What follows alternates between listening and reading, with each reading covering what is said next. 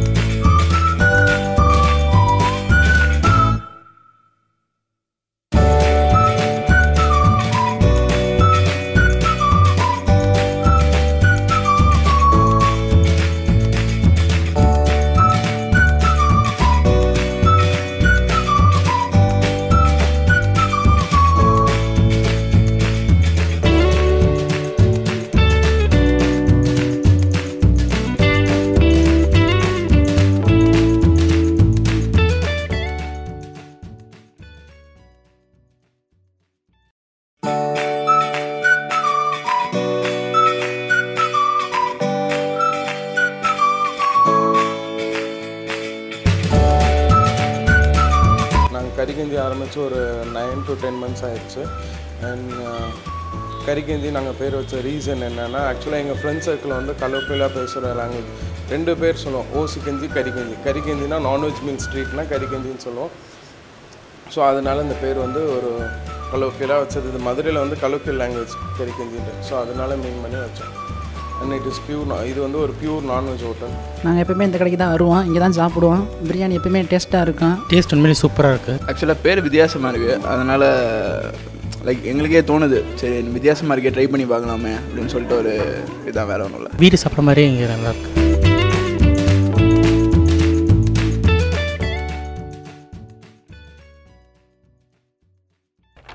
பிரியாணியை போர்க்காலத்தில் வீரர்கள் தங்களோட எனர்ஜி ஏற்றுறதுக்கு சமைச்சு கொடுத்துருக்காங்க. ஆனால் இப்போ நம்ம பசியை போக்குறதுக்காக சாப்பிட்டுட்டு வரோம்.